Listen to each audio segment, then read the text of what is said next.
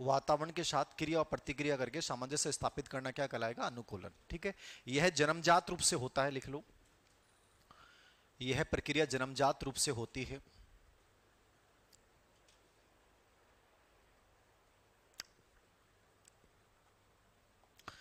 इसकी प्रक्रिया समझनी है। प्रश्न जो जितने भी एग्जाम में आएंगे, एग्जाम्पल आएंगे, वो सब इसके प्रोसेस पे आएंगे। अनुकूलन की प्रक्रिया के दो महत्वपूर्ण पार्ट होते हैं। कितने पार्ट होते हैं? दो। कौन कौन से? एक होता है आत्मीकरण, इसको आप सात्मीकरण भी बोल सकते हैं, एसिमिलेशन बोल सकते हो।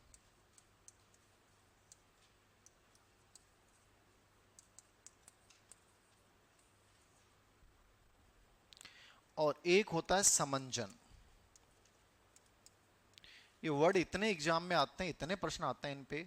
समंजन को आप समायोजन भी बोलते हैं,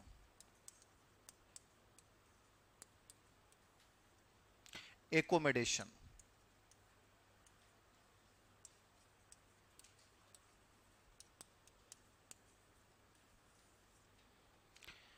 दो प्रक्रियाएं हैं अनुकूलन की प्रक्रिया, एसिमिलेशन और एकोमोडेशन, आत्मीकरण और दूसरा समंजन। समंजन को आप समायोजन भी बोल सकते हैं।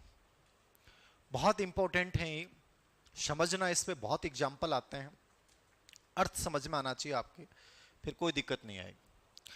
अनुकूलन की प्रक्रिया के दो मुख्य अंग पूछेगा, आप बताओगे कि दो मुख्य अंग ये हैं, एक एसिमिलेशन होता है और एक क्या होता है? एकोमोडेशन। क्या एसिमिलेशन क्या है और एकोमोडेशन क्या है समझना। आत्मीकरण सात्मीकरण बोल दो, उसको समंजन समायोजन बोल दो, और एक वर्ड और भी यूज किया जाता है, व्यवस्थापन भी बोलते हैं इसको। समंजन को क्या बोलते हैं? व्यवस्थापन शब्द का भी इस्तेमाल किया जाता है। जो भी है समझना आप। अनुकूलन की प्रक्रिया कैसे संपन्न होती है? दो रूप में संपन्न होती है। सबसे पहले होता है एसिमिलेशन। एसिमिलेशन क्या है? सिंपल सा अर्थ है, जो स्कीमा तुम्हारे दिमाग में पहले से बनी हुई है, तुमने जो इंफॉर्मेशन ली वो क्या बन जाती है? स्कीमा बन जाती है। तुम जो भी पढ़ोगे, जो भी लिखोगे, जो भी इंफॉर्मेशन लोगे, वो तुम्हारे दिमाग में जाके क्या बन जाती है? स्कीमा बन जाती है। अब जो पहले से तुम्हारे दिमाग में बनी हुई है, और मान लो तुम मार्केट में गए, कोई नई समस्या आई, तो जो पहले से बनी हुई है उसी से तुम उस समस्या का समाधान कर दोगे। इस घटना को तो क्या बोलोगे? आत्मीकरण। पहले से मौजूद संज्ञानात्मक संरचना से आप नई आने वाली प्रॉब्लम को सॉल्व आउट कर देते हो, यह एसिमिलेशन है। यानी जो तुम्हारे अंदर मौजूद है उसमें कोई परिवर्तन नहीं होता है, वो एसिमिलेशन है। जब पहले से मौजूद जो स्कीमा बनी हुई है उसमें जब तुम परिवर्तन करोगे, जब तुम उसमें संशोधन करोगे, बस इस शब्द को पकड़ लेना, ये प्रश्न पता नहीं कितनी बार एग्जाम में आता है। संशोधन जहां भी होगा पहले से बनी हुई स्कीमा में, परिवर्तन जहां कहीं भी होगा पहले से बनी हुई स्कीमा में, यानी तुम्हारे पूर्व ज्ञान में, उसको अपने एकोमोडेशन बोलेंगे, समंजन बोलेंगे। यहां कोई चेंज नहीं होगा। हम कई बार ये लाइन पढ़ते हैं भारतीय इतिहास में, यहां शक आए, हूण आए, कुषाण आए, सब आए, लेकिन भारतीय संस्कृति वैसी की वैसी रही। इन्होंने भारतीय संस्कृति को आत्मसात कर लिया। आत्मसात का मतलब है भारतीय संस्कृति वैसी की वैसी रही, वो जो संस्कृतियां नई आई वो भारतीय संस्कृति में आके मिल गई। यानी भारतीय कल्चर का वो प्राचीन जो रूप था वो एज इट इज आज भी वैसा का वैसा है। इसको अपन बोलते हैं एसिमिलेशन। पहले से कोई चीज बनी हुई है उसमें नई चीज आके जुड़ जाए, वो एसिमिलेशन है। आपकी क्लास बैठी हुई है, इस क्लास में कोई भी नए बच्चे आए, वो चुपचाप एडजस्ट होते गए, एसिमिलेशन। लेकिन इतने सारे बच्चे आ जाएं कि इस क्लास के स्ट्रक्चर को बदलना पड़े, तो वो क्या कहलाएगा? समंजन। जहां बदलाव नहीं आएगा और पूर्व ज्ञान या पूर्व स्कीमा से आप समस्याओं को सोल्व आउट कर लेते हो, तो वो सब क्या कहलाएगा? एसिमिलेशन। समझ में आया? कोई भी एग्जाम्पल पूछेगा आपसे, बहुत आराम से समझ सकते हो, कुछ नहीं है, बहुत नॉर्मल चीजें हैं। एक एग्जाम्पल मैंने किताब में भी लिखा है, साउथ इंडिया की एक बच्ची है, वो राजस्थान घूमने आई, और राजस्थान घूमने आई तो उसने आज तक साउथ इंडिया में घोड़े देखे थे। क्या देखे थे? घोड़े देखे थे। उसके दिमाग में स्कीमा किसकी बनी हुई है? घोड़े की स्कीमा उसके दिमाग में बनी हुई है। उसने घोड़े को देखा तो घोड़ी की स्कीमा बनी हुई है। अब वो राजस्थान में आई और बाड़मेर में, जैसलमेर में जाते ही उसने ऊंट को देखा। किसको देखा? ऊंट को देखा। तो ऊंट को देखा तो उसके दिमाग में पहले से स्कीमा किसकी बनी हुई थी? घोड़े की। तो उसने ऊंट को देखते ही कहा, मम्मा देखो कितना बड़ा घोड़ा है, मम्मा कितना बड़ा घोड़ा है। ये उसने एसिमिलेशन किया या एकोमोडेशन किया? एसिमिलेशन किया। जो जानती थी उसी चीज को उसने प्रतिरोपित कर दिया, उसमें कोई करेक्शन नहीं किया, वो एसिमिलेशन था। थोड़ी देर बाद में उसको लगा कि मम्मा घोड़ा नहीं, ये कोई घोड़े जैसा है। यहां उसने घोड़ा ही बोला है, यहां उसने क्या बोला? घोड़ा जैसा है। यानी उसने जो दिमाग में घोड़े की स्कीमा बनी हुई थी उसमें चेंज कर दिया कि ये घोड़ा तो नहीं है लेकिन ये घोड़े जैसा है। ये क्या कहलाएगा? समंजन। समझ में आ रही है बात मैं क्या कर रहा हूं? समझ में आ रही है बात? अब ये मान लो ये लड़की थोड़ी और जानने की कोशिश करे, उसकी मम्मा कहेगी नहीं बेटा तू गलत सोच रही है, तो फिर वो यूट्यूब पे सर्च करती है। तो यूट्यूब पे सर्च करती है तो पता चलता है कि ऐसा जानवर जो होता है वो ऊंट होता है, केमल होता है। तो फिर वो लड़की बोलती है मम्मा ये तो केमल है, ऊंट है। ये जो केमल और ऊंट बोला ये प्रक्रिया कहलाती है संतुलीकरण। क्या कहलाती है? संतुलीकरण, साम्य धारण। जब तुम सही स्कीमा डेवलप कर लेते हो, इक्विलिब्रेशन,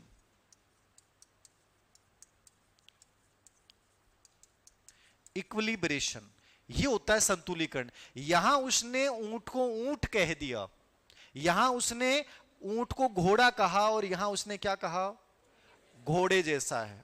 मतलब घोड़े जैसा है मतलब घोड़ा नहीं है, ठीक है। तो उसने परिवर्तन कर दिया, आंशिक परिवर्तन जहां होगा समंजन होगा। दूसरा एग्जांपल ले लो आप। एक छोटा सा बच्चा है और उसकी मम्मी के पास बैठा खेल रहा है और उसने अपने पापा को देखा है। आज तक उसे घर में कौन रहे? पापा रहे हैं। अचानक से कोई आदमी आता है पापा जैसे कपड़े पहने हुए, पापा जैसी हाइट है। तो वो जैसे आया तो वो बच्ची हंस के कूद के बोली मम्मा पापा आ गए। क्या आ गए? पापा आ गए। उसने क्या किया? समंजन किया कि एसिमिलेशन किया? एसिमिलेशन किया। उसने पापा को ही देखा था और जब दूसरा आदमी आया तो उसने क्या कहा कि मम्मा कौन आ गए? पापा आ गए। तो मम्मा ने आंख निकाली, तेरा पापा बेटा जाने कौन पापा? तेरे पापा कितना स्पेशल नहीं, अलग ही ना वो टाबर जो सोचो पड़ गो। फिर मम्मा कोई पापा जैसा आया है। फिर मम्मी को देखी मारी ना थप्पड़ खींच के, तेरे पापा जाए को आज तक ना तो हो ना हुआ है कोई। बाप देख है आप फोटो देख तेरे पापा की, कान कहें कहीं नाक कहें कहीं बाल बीच में उड़ रहे हैं बाका, ठीक है। सो चीज बताई, बात देखी छोरी फोटो। बाद में बोली मम्मा कोई अंकल आए हैं, कोई अंकल आए हैं। ये क्या किया उसने? संतुलिकरण। समझ में आ रहा है? अरे टब्बर आज तक टमाटर खाया बेचारो। क्या खाया? टमाटर ही खाया। टमाटर के अलावा कोई फ्रूट देखे ही को नहीं। फ्रूट भी के बस सब्जी है लेकिन भी के लिए टमाटरी फ्रूट, ठीक है। एक दिन बारों कोई अंकल आया रे के लेके आया भी के लिए एप्पल, गरा के लेके आया एप्पल। और टाबर जे एप्पल देखा बाकी मम्मा ने बोले मम्मा देखो कितना बड़ा टमाटर ले आए। कितना बड़ा क्या ले आए? टमाटर। क्या करियो वो? आत्मीकरण करियो। मम्मा ने कहा नहीं बेटा ढंग से देख, ऐसे टमाटर थोड़ी होते हैं। तो वो फिर वो लड़की बोलती है मम्मी कोई टमाटर जैसा कोई दूसरा फल है, टमाटर जैसा दूसरा फल है। ये उसने क्या किया? समंजन किया। थोड़ी देर बाद में मम्मी कहे बेटा देख मैं काट की दूं तन, देख टमाटर तो क्यों है अलग हुआ है, इन खा के देख बेटा आरियो देख इको फ्रूट को नाम के है। जना वो टाबर के बोलो मम्मा ये तो कोई फ्रूट है जिसका नाम है एप्पल। क्या है? एप्पल। एप्पल में क्या कर दिया उसने? इक्विलिब्रेशन, संतुलीकरण। बताओ देवियों, अरे समझ में पल्ले पड़ा है कौन पल्ले पड़ा था? बता दिया करो, गर्दन हिला दिया करो। आंख तो उससे समझ में आ रही है माला जमाना का। तो बताओ था दोबारा समझाने की जरूरत है क्या ना? Very good. हाँ लड़कियों बोलो, देवियों मन थारो ही लगे डर और कोई डर ही कौन लगे? बोल दो आगो की समझ में उदाहरण आएगा, अर्थ समझ में आना चाहिए। एसिमिलेशन जो पहले से मौजूद है उसी से आप व्याख्या करोगे, उसमें कोई चेंज नहीं करोगे। इसमें जो पहले से मौजूद ज्ञान है उसमें संशोधन करते हो तो समंजन होता है। जब इन दोनों में संतुलन स्थापित करते हुए सही स्कीमा डेवलप कर लेते हो तो क्या कहलाता है? संतुलीकरण। क्लियर है? कोई डाउट है किसी को? लिख लो। आत्मीकरण एसिमिलेशन, इसको शात्मीकरण बोलते हैं। इसका मतलब क्या होता है लिखो आप।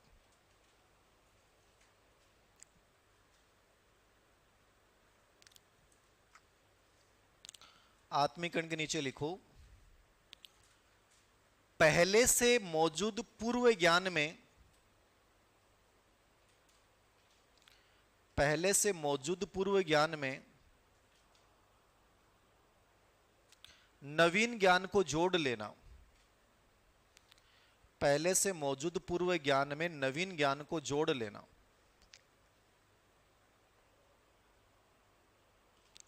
पहले से मौजूद पूर्व ज्ञान में नवीन ज्ञान को क्या कर लेना? जोड़ लेना।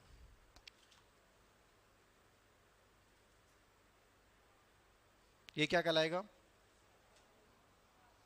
आत्मीकरण। पहले से मौजूद पूर्व ज्ञान में नवीन ज्ञान को जोड़ लेना, ये आत्मीकरण है। या पूर्व स्कीमा की सहायता से, या पूर्व स्कीमा की सहायता से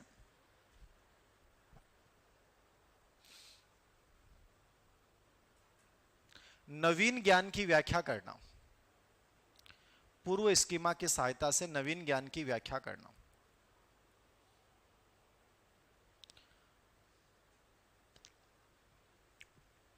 नवीन ज्ञान की क्या करना? व्याख्या करना। उसको अपन क्या बोलेंगे? एसिमिलेशन, आत्मीकरण। कोई डाउट है किसी को? समझ में आ गया? जैसे बच्चे ने आज तक टमाटर को देखा है और वो एप्पल को क्या बोल देता है? टमाटर बोल देता है। इसका मतलब वो क्या कर रहा है? एसिमिलेशन कर रहा है। जो चीज पहले से उसने देख रखी है उसी चीज की व्याख्या उससे कर देता है, तो ये एसिमिलेशन कहलाएगा। उदाहरण लिखो तो कुछ भी लिख सकते हो आप, है ना। जैसे एक बच्चा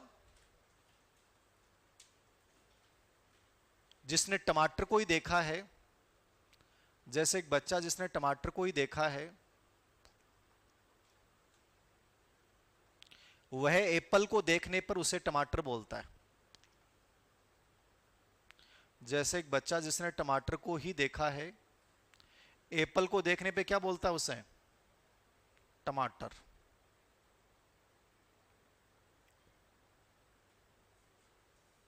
ये सिमुलेशन है। कोई दिक्कत थोड़ी है यहां तक? आ गया समझ में? दूसरा क्या है? समंजन, समायोजन, एकोमोडेशन। समंजन या समायोजन, एकोमोडेशन क्या होता है?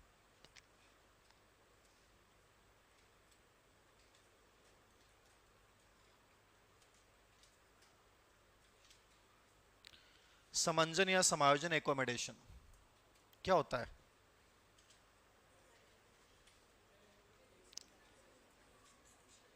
पहले से मौजूद स्कीमा में परिवर्तन करते हुए नई स्कीमा डेवलप करना, या पूर्व मौजूद स्कीमा में संशोधन करना, परिवर्तन करना।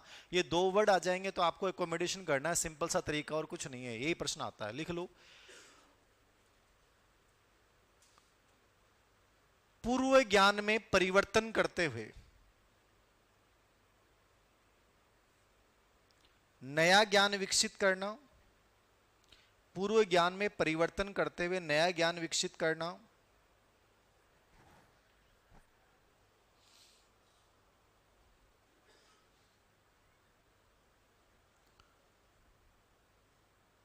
या पहले से मौजूद स्कीमा में परिवर्तन करते हुए,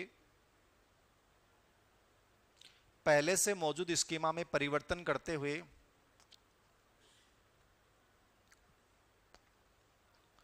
पहले से मौजूद स्कीमा में परिवर्तन करते हुए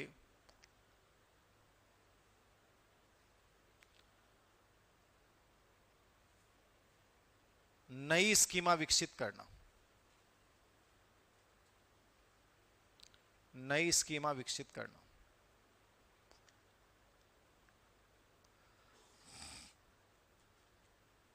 नई स्कीमा विकसित करना।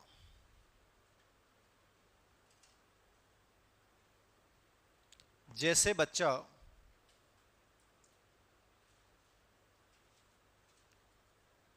एप्पल को देखने पर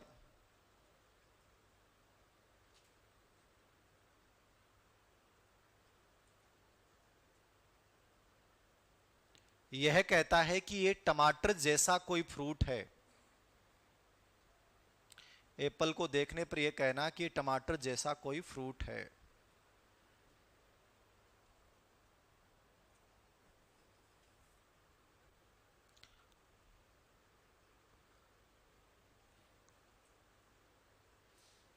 और तीसरा लिख लो, इन दोनों के बीच में जो संतुलन स्थापित करेंगे उसको अपन बोलते हैं इक्विलिब्रेशन, साम्य धारण। इक्विलिब्रेशन या साम्य धारण।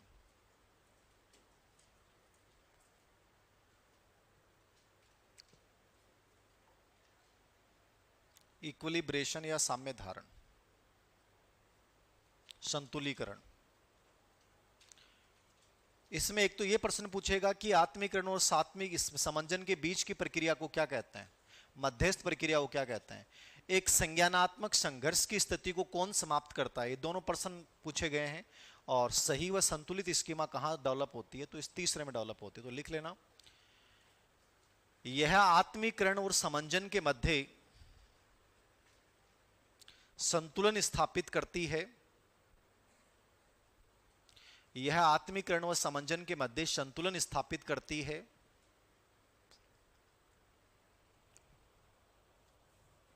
संतुलन स्थापित करती है।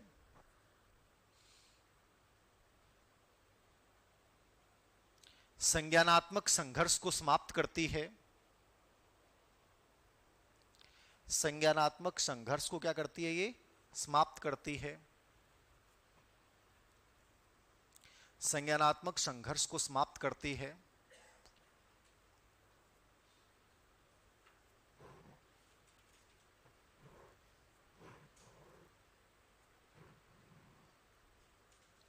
इसमें सही व संतुलित स्कीमा विकसित होती है। इसमें सही व संतुलित स्कीमा क्या होती है, विकसित होती है। किसमें, संतुलीकरण।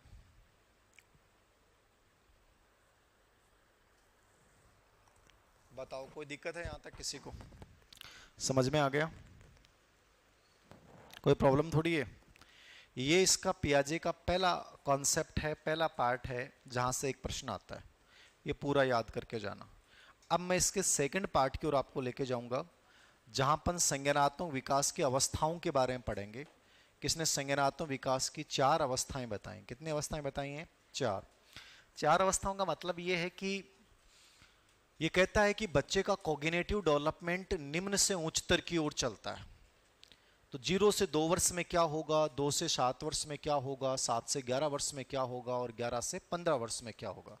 तो चारों अवस्थाएं पढ़नी है। यदि आप रीट सीडीपी का एग्जाम, लेवल फर्स्ट का एग्जाम देते हैं तो आपके लिए पहली 2 अवस्थाएं बहुत इंपॉर्टेंट हैं। यदि आप लेवल सेकेंड या आप थर्ड ग्रेड का देते हैं तो आपके लिए सेकंड और थर्ड अवस्था बहुत इंपॉर्टेंट है। यदि आप ग्रेड फर्स्ट देते हैं तो आपको स्पेशली चौथी अवस्था बहुत इंपॉर्टेंट है। और यदि आप ग्रेड सेकंड एग्जाम देते हैं तो आपके लिए चारों अवस्थाएं ही इंपॉर्टेंट हैं। चारों में से किसी से प्रश्न आ सकता है, बाकी चारों ही पढ़नी चाहिए बहुत अच्छे से। तो मैं चारों अवस्थाएं पढ़ा रहा हूं आपको, जीन पियाजे के संज्ञानात्मक विकास की अवस्थाएं। यहां पे आपका एक टॉपिक और तैयार हो रहा है साथ साथ में, मानसिक विकास। कोग्निटिव डेवलपमेंट भी आपका बाल विकास का एक इंपॉर्टेंट पार्ट है, वो भी यहां आपका तैयार हो रहा है साथ के साथ कि मानसिक विकास कैसे होता है। तो संज्ञानात्मक विकास की कितनी अवस्थाएं हैं, 4 अवस्थाएं। कितनी अवस्थाएं हैं, 4 अवस्थाएं। ठीक है, एक तो एक कॉमन प्रश्न पूछता है कि कितनी अवस्थाएं बताई, इसने 4 अवस्थाएं बताई। अब चारों अवस्थाओं को अपन सीक्वेंस से पढ़ रहे हैं। जो भी चीजें मैं लिखा रहा हूं सबकी सब इंपॉर्टेंट है, ऐसी कोई चीज नहीं है जो अनावश्यक। पहली अवस्था का नाम है संवेदी गामक। संवेदी गामक को इंग्लिश में बोलेंगे सेंसोरी मोटर स्टेज। ठीक है, इसका दूसरा नाम ज्ञानात्मक क्रियात्मक अवस्था भी इसको बोला जाता है।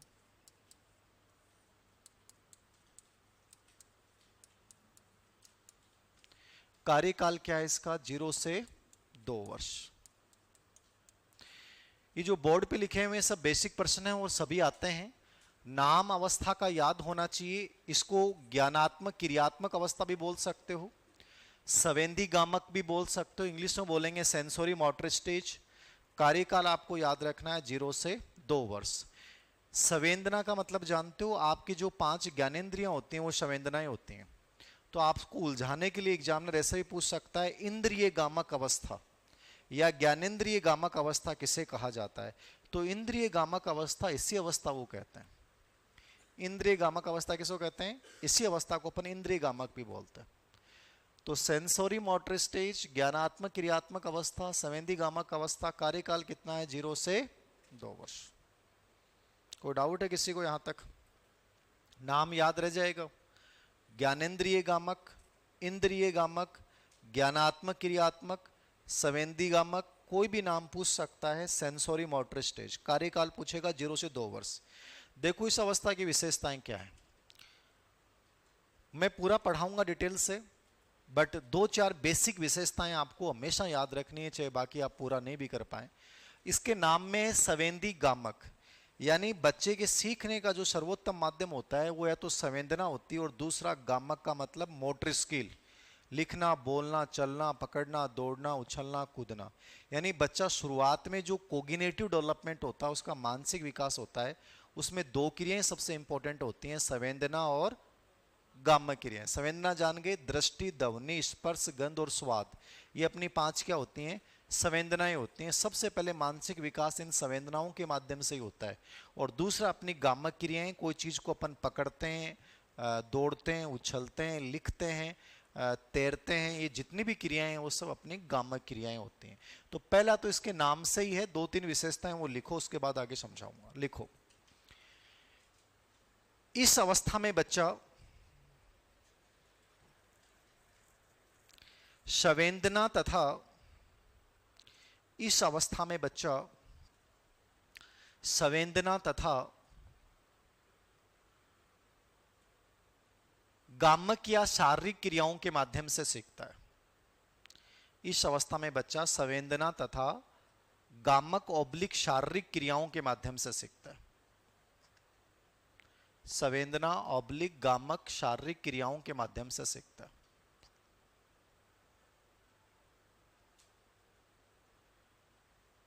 गामक शारीरिक क्रियाओं के माध्यम से सीखता है। लिख लिया? कोई डाउट है किसी को? संवेदना जाने गए, गामक शारीरिक क्रिया, मतलब इस समय अपन अनुमान लगाएंगे उसका मानसिक विकास कैसे हो रहा है। तो उसकी जो गामक क्रियाएं, संवेदी गामक क्रिया है ना, उन्हीं से अपने को आइडिया लगेगा, बाकी अपने को आइडिया नहीं लगेगा। आप देखना, छोटा बच्चा खेल रहा होता है, ठीक है, तो उसकी हरकतों से पता चल जाएगा उसका कोग्निटिव डेवलपमेंट कैसे हो रहा है। छोटा सा बच्चा खेल रहा है बैठे बैठे, और बैठे बैठे अचानक से उसके हाथ में बॉल थी और बॉल जो है वो छिटक गई। अब वो बॉल यहाँ पे आके गिर गई। अब उससे उसकी शारीरिक क्रियाओं से आइडिया लगेगा कि वो उसका कोग्निटिव डेवलपमेंट कैसे हो रहा है। वो जिस बेड सीट के ऊपर बैठ के खेल रहा था, वो बॉल यहाँ पे आ गई। तो यदि बच्चा डफोलसंख है, मतलब थे अनुमान लगा सको कि वो टिंगर अपन न्याल करे, वो को नहीं करे, तो जय ही वो छोरो बॉल गिरता ही और प्या प्या करे लागो, रो लागो, ठीक है, रो लगो मम्मा मम्मा मम्मा। तो अनुमान लगा लीजिए ये टिंगर से ज्यादा उम्मीद करने की जरूरत को नहीं है, खुद नहीं मेहनत करनी पड़ेगी जिंदगी में, क्यों करना है। तो समझ आ गई बात?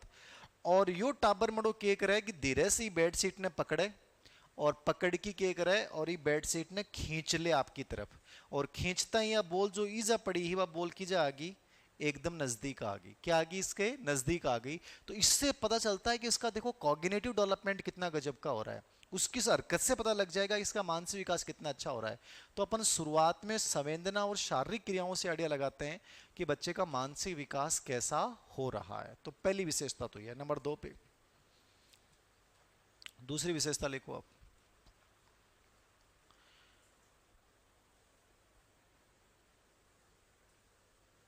बच्चा वातावरण से अपने आप को अलग समझता है। वो इन्वायरमेंट से अपने आप में डिफरेंट माना है कि मैं ही वातावरण से अलग हूं, मैं और बच्चों की तरह नहीं हूं। अपने आप को वातावरण से क्या मानता है? वो डिफरेंट, अलग मानता है। वातावरण से अपने आप को क्या समझता है बच्चा? अलग समझता है। ये कोई इंपॉर्टेंट नहीं है, छोड़ देना चाहिए। तीसरा, बच्चे में व्यवहारिक बुद्धि का अभाव पाया जाता है, लेक ऑफ प्रैक्टिकल इंटेलिजेंस। बच्चे में व्यवहारिक बुद्धि का अभाव पाया जाता है। व्यवहारिक बुद्धि का अभाव समझ रहे हो आप? क्या होता है प्रैक्टिकल इंटेलिजेंस? व्यवहारिक को मतलब अपन कई बार कहते हैं ना, प्रैक्टिकल बनो लाइफ में। चीजें बहुत ज्यादा आपको परेशान नहीं करनी होनी चाहिए, आप ज्यादा जिद मत करो। छोटा बच्चा होता है वो मानता नहीं है बड़ों की बातें, वो जिद करता है ये चीज ऐसे ही होनी चाहिए, मैं तो ऐसे ही करूंगा। ठीक है, अपन अब जिस लेवल पे वहां अपन जिद नहीं करते, नॉर्मली इस चीजों को स्वीकार कर लेते हैं। स्वीकार कर लेना मतलब व्यवहारिकता है, प्रैक्टिकल है आप। किसी ने आपके साथ चीट किया, धोखा दिया, 2 साल से फ्रेंडशिप में था, फिर उसने कहा कि नहीं यार पॉसिबल नहीं है मेरे लिए, घर वाले मेरी शादी कहीं और कर रहे हैं। तुमने कहा यार अच्छा जरूरी है क्या? उसने कहा जरूरी है, घर वाले कर रहे हैं तो कर रहे हैं। और आपने कहा कोई बात नहीं यार ठीक है, कर लिया स्वीकार, फायदा भी इसी में। ये व्यवहारिकता है। एक नहीं नहीं आए क्या कर लेंगा, 2 साल में बेवकूफ बनायो, मन ये करे वो नहीं करे, मैं नहीं करने दूंगा, मर जाऊंगा मार दूंगा, ऐसी बातें कर रहा है। इसका मतलब वो प्रैक्टिकल नहीं है। क्या नहीं है वो? प्रैक्टिकल नहीं। कोई किसी को भी बांध नहीं सकता, कोई किसी को भी रोक नहीं सकता। या तो बेटर तरीका रतन टाटा की तरह बन जाओ। भाई इसने भी तो किया बेचारे ने, भाई प्यार किया, जिससे प्यार किया ठीक है, उसने परिस्थितियां जो भी बनी उसने स्वीकार नहीं किया, जो भी हुआ, तो फिर ये कह दिया कि नहीं मुझे अब शादी करनी नहीं है, आजीवन है विवाहित रहना है। सही प्यार तो ये होता है, समझ रहे हो? अब ये इसको आप ये कह सकते हो ट्रू लव, ये है रतन टाटा वाला कि लाइफ टाइम की। अब इतना बड़ा उद्योगपति था, वो आराम से अपने घराने को चला सकते थे, घराने चलाते ही हैं कि यार पूरा टाटा वंश ही खत्म हो गया आज। आप ये देखो, प्यार के कारण। और ये चाहता उस लड़की के साथ शादी कर सकता था, इतना बड़ा घराना था ये, ठीक है। लेकिन इसने कहा कि यदि वो नहीं तो मैं किसी के साथ करूंगा ही नहीं, मैं आजीवन विवाहित रहूंगा। सैद्धांतिकता थी रतन टाटा की। रतन टाटा तो था ही आदमी, अद्भुत था। उसके तो सबसे बड़ा डायलॉग ये था ना कि फैसले में कुछ भी ले लेता हूं, फैसले में कुछ भी ले लेता हूं, फिर उस फैसले को मैं सही साबित करता हूं। मतलब मैंने सब फैसले गलत लिए आज तक, लेकिन फिर उस फैसले को मैं सही साबित करने में पूरी जी जान लगा देता हूं। ही रतन टाटा पर्सनैलिटी है, देखो आप। अब इसके फैसले का इसकी मां ने, सबने, पूरे परिवार ने विरोध किया, वही लोग एक दिन मानने को तैयार हो गए। क्या सही डिसीजन था। जब इसके साथ इमोशनली किसी के साथ इसका अटैचमेंट होना ही नहीं था, पॉसिबल नहीं था, उस एक के साथ हुआ, तो नहीं हो सकता फिर दूसरा। तो इसने कहा कि मैं क्यों किसी की जिंदगी बर्बाद करूं, बेटर है मैं अकेला जिंदगी जीऊंगा। और जिया, दिल से जिया, देश के लिए जिया, टाटा परिवार के लिए जिया, टाटा को इतना बड़ा बनाया। ये भी एक पर्सनैलिटियां होती हैं, आप देखो। और एक अपन लोग हैं, तू चली गई तो कोई बात नहीं, और मिल जाएगी, ठीक है, तीसरी मिल, चौथी मिल जाएगी। ये प्रैक्टिकल अप्रोच अच्छा है जिंदगी जीने का तरीका। तो ये भगवान श्री कृष्ण जी वाला कॉन्सेप्ट है। मस्त रहो लाइफ में, कुछ नहीं, जो आ जाए मिल जाए वो बढ़िया है, जो जो चला जाए उसके लिए ज्यादा टेंशन नहीं लेनी, वो जाएगा, उसको आप रोक नहीं सकते, तो वहां तनाव नहीं लेना। ये प्रैक्टिकल अप्रोच होता है आदमी का, और ये वैसे खुश रहने का सबसे बड़ा है। भाई रतन टाटा चलो बहुत कुछ किया और बहुत अच्छा इंसान था, मतलब सब चीजें इसकी डेडिकेशन वाली, मोटिवेशनल, हर चीज गजब की है। लेकिन यदि रतन टाटा से अपन पर्सनली बात करते कभी, तो यार वो अंदर से कितना अकेला था वो आदमी। ये तो सोच के देखिए, चलो उसका प्यार था, उसने डेडिकेशन था, किसी और से नहीं किया, बट वो अंदर से तो अकेला तो था ही ना यार। यदि वो प्रैक्टिकल होता तो जिंदगी जीता ना, 5-10 रानियां होती ना उसके, आराम से जिंदगी बढ़िया जी सकता था। लेकिन नहीं, तो अंदर तो अकेला रहा वो आदमी। कुछ भी मानो चाहे अपन, उस प्यार के लिए मान लो चाहे। अब अगली की थोड़ी समझ में आया कि रतन टाटा ने मेरे लिए इतना बड़ा त्याग किया है, कोई समझ में नहीं आता, किसी के नहीं आता। तो मेरी तो आपको ज्ञान भरी राय ये है, प्रैक्टिकल अप्रोच हमेशा लाइफ में अपना के रखना है। यदि कुछ भी ऐसा होता है तो तनाव लेना नहीं है, शायद कुछ और बेटर आ जाएगा, बस इसी अप्रोच के साथ आगे बढ़ते जाओ। ये खुश रहने का तरीका। नंबर 2 पे, 3 नंबर पे, 4 नंबर पे, क्रिया व परिणाम में संबंध स्थापित करना। अगली विशेषता लिख लो, क्रिया व परिणाम में संबंध स्थापित करना।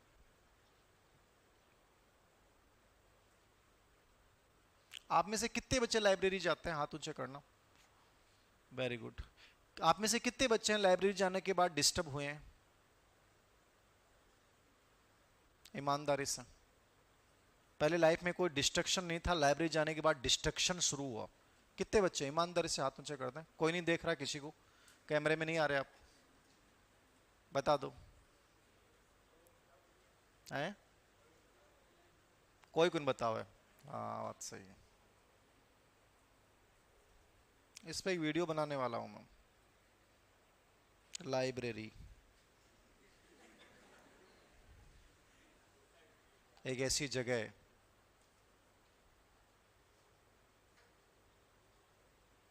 जो डिस्ट्रैक्शन का कारण है या जीवन निर्माण का कारण है।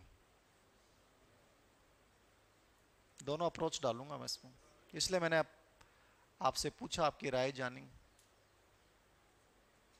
कितने बच्चे आप में से ऐसे हैं जो लाइब्रेरी जाने के बाद थोड़ा सा सज धज के जाने लग गए, पहले बाल बना के नहा के थोड़ा ड्रेस कोड। कितने बच्चों ने परिवर्तन आया। रूम पे तो कैसे पढ़ लेते हैं बावड़े की तरह।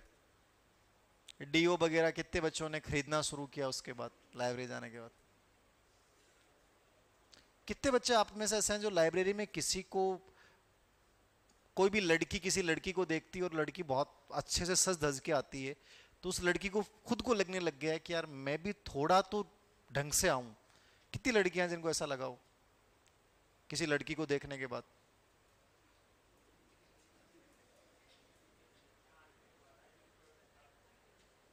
क्या है, ऐसे कैसे हो तुम। कुछ नहीं है तुम्हारे अंदर, रस ही नहीं है तुम्हारे अंदर, तो नीरस हो रखे हो। लिखो, क्रिया परिणाम में संबंध स्थापित करना समझ में आया क्या। देखो क्रिया परिणाम का मतलब ये, छोटा सा बच्चा है वो खेल रहा है और बच्चे में जिज्ञासा की प्रवृत्ति होती है, हम सब जानते हैं। खेलते खेलते बच्चे के सामने कांच का गिलास यहां पे पड़ा था और इसने देखा उस गिलास को। तो बच्चा पहले नजर में प्यार से देखता है, छोटे बच्चे की विशेषता होती है। वो आराम से देखा, उसने यूं किया, ऐसे किया। थोड़ी देर करने के बाद उसने धीरे से उसको यूं रखा, कुछ नहीं हुआ। फिर थोड़ा जोर से रखा, फिर भी एक आवाज आई टन दे। फिर उसने तीसरी बार उसको फेंका, फेंकते ही वो बिखर गया, टुकड़े टुकड़े हो गए। जैसे टुकड़े हुए बच्चा समझ गया बेटा गड़बड़ हो गई। गड़बड़ होते ही बच्चे ने क्या किया, यहां से जगह परिवर्तित की और दूसरे कोने में दूर जाके और चुपचाप खेलने लग गया मासूमियत के साथ कि ये कारनामा में उसका कोई योगदान नहीं। ये पहला प्रतीक है इंटेलिजेंसी का कि बच्चा मानसिक रूप से सजग है। यदि वो ऐसा नहीं करता इसका मतलब वो मानसिक रूप से सजग नहीं है। मतलब क्रिया और परिणाम में उसने संबंध स्थापित किया कि उसे पता है कि क्रिया कर दी, परिणाम नेगेटिव आएगा इसका। तो परिणाम से बचने के लिए क्या करो, डिस्प्लेसमेंट कर दो, स्थान परिवर्तित कर दो। नंबर 2, यदि इससे भी ज्यादा इंटेलिजेंट बच्चा है तो वो इससे बड़ी क्रिया करेगा। क्या करेगा, गिलास टूट गया उसे पता है, त्वरित समाधान जरूरी है। जिसका कॉग्निटिव स्किल बहुत अच्छे होते हैं वो कभी भी पेंडिंग नहीं रखते मामले को। पेंडिंग जो रखेगा इसका मतलब वो कॉग्निटिवली बहुत स्ट्रॉन्ग बच्चा नहीं है, वो उसको बचा रहा है, मतलब वो बड़ी उलझन में जाने वाला है। इस बच्चे ने क्या किया, इसके समझ में आ गया, जैसे यहां गया तो इसकी टेंशन हो रखी है। जब भी आवाज आती है चप्पलों की, मम्मा आ गई, मम्मा आ गई। अब ये सहज नहीं है, समझ रहे हो ना आप। कभी भी जिंदगी में कॉन्फ्लिक्ट मत रखना, अनिर्णय मत रखना। जो मन में आ गया वो अगले को बोल देना है और अगले को क्लियरली। कई बात है, हाँ मैं सोच के बताऊं, किस सोच के बताना, बताओ तुरंत ऑन द स्पॉट। सोच के बताने वाला मतलब ये सबसे खतरनाक सिचुएशन है, वो आपके लाइफ को डिस्ट्रॉय, आपके टाइम को डिस्ट्रॉय कर देगा। जो भी है ऑन द स्पॉट, सीधा स्पष्ट जवाब देना सीख लो। ये आपकी कॉग्निटिव स्किल को व्यक्त करता है कि आपका डिसीजन पावर कैसा और आप कितना जल्दी जवाब देते हैं। ठीक है, अब ये बच्चा यहां टेंशन में है, यद्यपि इसने दिमागी गेम खेला है बट फिर भी ये टेंशन में, उसे पता है मम्मा ढूंढती ढूंढती आ गई, सवाल जवाब पूछेगी और उसका गदगा मार दे। ठीक है, दूसरा बच्चा जो इंटेलिजेंट इससे ज्यादा है, इसने रोना शुरू कर दिया जोर जोर से। जैसे ही बच्चा रोएगा इसको पता है मम्मा के लिए बच्चे का रोना, बाबू का रोना बहुत इंपॉर्टेंट चीज होती है। जय बाबू रोयो, मम्मा बाकी आई और गोदी लिए, बेटा मेरा गोलू क्या हुआ, मेरे बेटे को गोलू क्या हुआ। गोलू सिसकियां भर रहे हो बढ़िया। और जय मम्मी को दान गिलास पर जरूरत, गिलास तोड़ दियो ने, लेकिन गोलू की सिसकियां इतनी भारी हैं कि गिलास का दर्द उसी समय क्या हो गया, खत्म हो गया। और गोलू धीरे धीरे सिचुएशन को बांपते हुए सिसकियां डाउनफॉल पे ला रहा है। ठीक है, और कुछ देर बाद में मामला खत्म। मम्मी को पता है गिलास तो टूट गया, लेकिन इसने त्वरित समाधान कर दिया। समझ गए आप? अब ये टेंशन फ्री है, आधे घंटे बाद में आराम से मस्ती से खेलेगा, काम भी कर दिया, परिणाम से भी बच गया, इंटेलिजेंसी। अरे टिंगर डफोल संख है थार लो, तो वो जय गिलास टूटे मड़ो ताली बजा रहे, दांत काट रहे, मम्मा आवागी रही तो गिलास तोड़ दी और ऊपर दांत और काट रही का, पकड़ के 5-10 गदगा लगाओगे खींच खींच की। इसका अनुमान लगा लीजिए कि आठे ज्यादा उम्मीद है को नहीं, ठीक है ना, यहां ज्यादा उम्मीद है नहीं। मतलब क्रिया और परिणाम से आप आइडिया लगा सकते हो कि बच्चे का कॉग्निटिव स्किल कैसे डेवलप हो रहा है। नेक्स्ट, बच्चे में स्मृति अनुकरण, ये सीटेट में आया हुआ है, मेमोरी, स्मृति, अनुकरण, ध्यान का विकास प्रारंभ हो जाता है। बच्चे में स्मृति, अनुकरण और ध्यान का विकास प्रारंभ हो जाता है।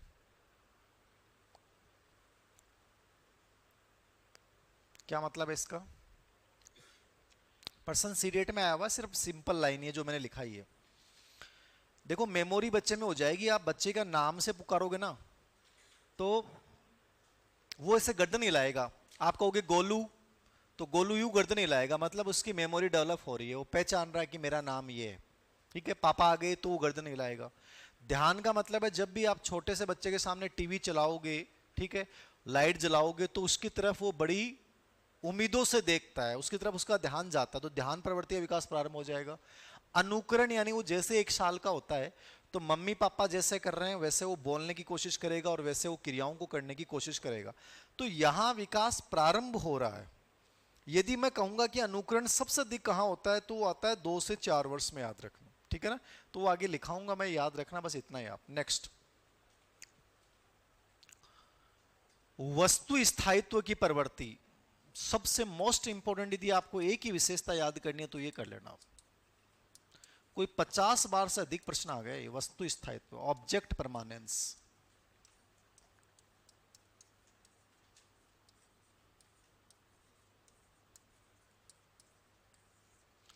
वस्तु स्थायित्व मोस्ट इंपोर्टेंट विशेषता है।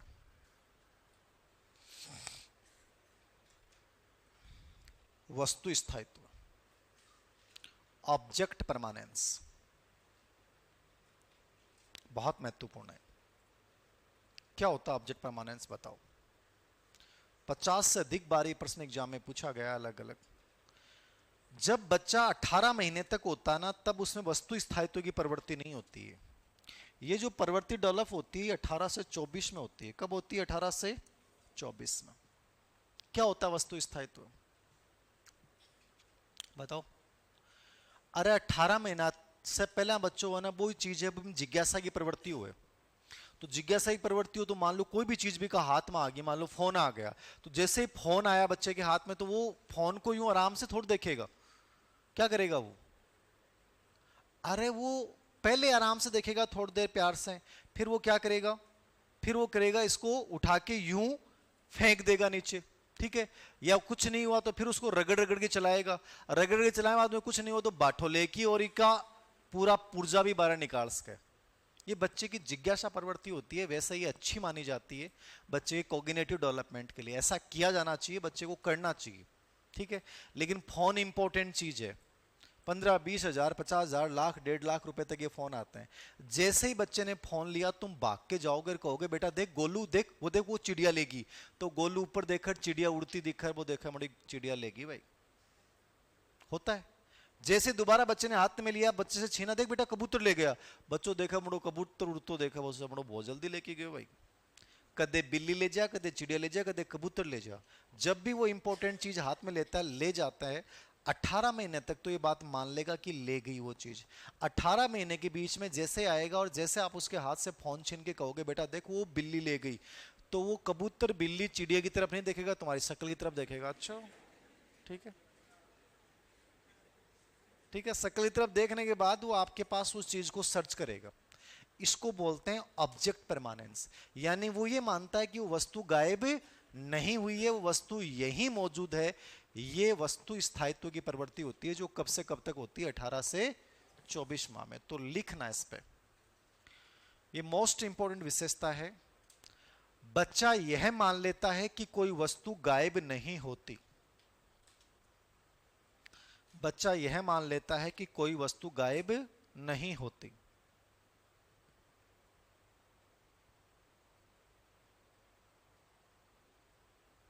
इस पे इसने एक प्रयोग किया था, लिखो तो लिख लेना, आया नहीं एग्जाम में, बट ये विशेषता बहुत बार एग्जाम में आ गई। इसने blanket and ball study, ball study, blanket and ball study का प्रयोग किया था इस विशेषता पे इसने। ब्लैंकेट जानो कि कंबल, और उसके अंदर बॉल छिपा देना कि बॉल गायब हो गई ऐसे। तो ब्लैंकेट एंड बॉल स्टडी का प्रयोग जो है वो इसमें इस प्रयोग के तहत किया गया था, याद रखना है।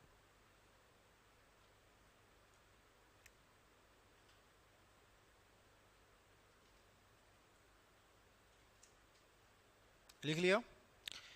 देखो इंपॉर्टेंट, स्मार्ट स्टडी करना चाहो तो ये विशेषता जरूर पढ़ के जाना, ये मोस्ट इंपॉर्टेंट विशेषता है जो बार बार आती है। अब मैं इस अवस्था का एक पार्ट और करवा रहा हूं, इससे पहले की परीक्षाओं में नहीं आया था, लेकिन लास्ट जो स्कूल लेक्चर का पेपर हुआ था उसमें उसका एक अवस्था का नाम आ गया, मतलब वो संकेत दे रहा है कि आपको पूरा पढ़ना पड़ेगा। ठीक है, तो ये थोड़ा सा डीपली लेके जा रहा हूं मैं। क्यों इसलिए लेके जा रहा हूं कि प्रश्न इस बार ऑप्शन में आने का मतलब है आ सकता है। लिखो सहज क्रिया, रिफ्लेक्स एक्टिविटीज। सहज क्रिया की अवस्था किसे बोलते हैं? जीरो से सहज क्रिया जानते हो? रिफ्लेक्स। सहज क्रिया किसको बोलते हैं? Reflex activities. इसी अवस्था की विशेषता है सहज क्रिया। सहज क्रिया कहां पाई जाती है बच्चे में? 0 से 2 वर्ष में। सहज क्रिया जानते हो क्या होती है? हंसना, रोना, चूसना, ये अपनी सहज क्रियाएं होती हैं। और बच्चा सबसे प्रारंभ में जो चीज करता है, उसकी जो एक्टिविटी होती है वो सहज क्रिया ही होती है। तो एक प्रश्न तो ये नॉर्मल वे में ये पूछ लेगा कि सहज क्रिया की अवस्था किसे कहते हैं, सहज क्रिया बच्चा कहाँ करता है, आप 0 से 2 वर्ष बता देना। दूसरा प्रश्न जो मैं आपको बता रहा था कि सहज क्रियाओं के आधार पे ये 0 से 2 वर्ष को अपन 6 उप अवस्थाओं में डिवाइड करते हैं। कितनी उप अवस्थाओं में डिवाइड करते हैं? तो थाने याद रखनी पड़ेगी कि 6 उप अवस्था कौन कौन सी होती हैं। अब ये सब परीक्षा में आने लग गए, तो बहुत पेपर बहुत लेवल का आने लग गया। ठीक है, तो इसकी कितनी उप अवस्थाएं हैं? 6 उप अवस्थाएं। ये 6 उप अवस्था के नाम देख जाना, बाकी चाहे कुछ भी मत देखना। तो सहज क्रिया यहां पाई जाती है, रिफ्लेक्स एक्टिविटीज। सहज क्रियाओं के आधार पर इस अवस्था के कितने भाग हैं? 6 भाग हैं। वो 6 भाग लिख लो आप। पहला भाग है सहज प्रतिवर्त क्रिया। सहज प्रतिवर्त क्रिया। सहज प्रतिवर्त का मतलब क्या होगा? Reflex activities. ये होती हैं 0 से 1 माह में। पहली उपावस्था का नाम है सहज प्रतिवर्त क्रिया। इसका कार्यकाल क्या है? 0 से 1 माह। यहां पे 1 महीने में बच्चा एक सहज क्रिया करता है, वो करता है चूसना। आप देख लेना, चूसने के अलावा कोई क्रिया नहीं होती है, बच्चा चूसता है। वो दूध चूसे, अंगूठा चूसे, या कोई भी चीज दे दोगे उसको मुंह में रख लेगा, चूसेगा। तो आगे लिख लेना जैसे चूसना। आगे लिख लेना जैसे चूसना। 1 माह में एक सहज क्रिया होती है जिसका नाम है चूसना। कौन सी सहज क्रिया करता है वो? चूसना करेगा।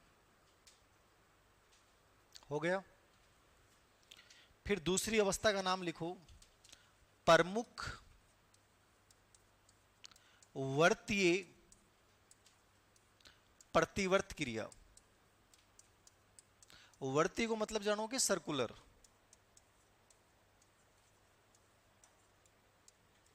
प्राइमरी सर्कुलर रिफ्लेक्स एक्टिविटीज, प्रतिवर्त क्रिया। 1 से 3 माह।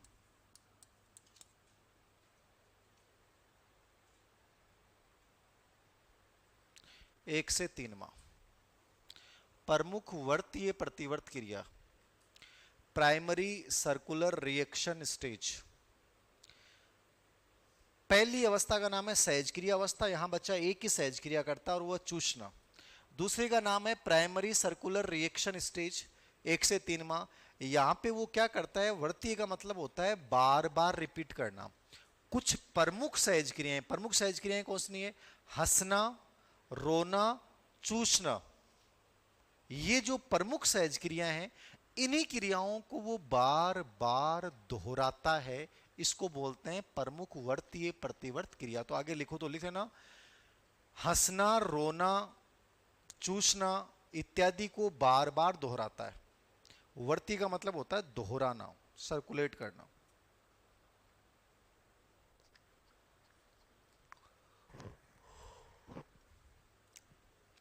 क्या करेगा, वो सहज क्रियाओं को बार बार दोहराएगा। तीसरी अवस्था का नाम है गौण प्रतिवर्त क्रिया। सेकेंडरी रिफ्लेक्स एक्टिविटीज, गौण प्रतिवर्त क्रिया। यह है 4 से 8 माह। ये क्या है, 4 से 8 माह। बताओ इसमें क्या होगा। गौण प्रतिवर्त है, सिर्फ प्रतिवर्ती नहीं है, प्रतिवर्त, गौण प्रतिवर्त क्रियावस्था। यहां पे क्या करता है, वो सहज क्रियाओं को गौण कर देगा, मतलब वो सहज क्रियाएं करना बंद कर देता है। यहां पे वस्तु को पकड़ना, छोड़ना, फेंकना, यानी वो गाम्य क्रिया करना प्रारंभ कर देगा। तो लिख लो, सहज क्रियाओं की जगह पर, सहज क्रियाओं की जगह पर वस्तु को पकड़ना, छोड़ना, फेंकना प्रारंभ कर देता है। वस्तु को पकड़ना, छोड़ना, फेंकना प्रारंभ कर देता है। इसको बोलते हैं गौण प्रतिवर्त क्रिया। यानी यहां सहज क्रियाएं क्या हो गई, गौण हो गई। चौथी अवस्था का नाम बताया इसने, गौण स्कीमेटा।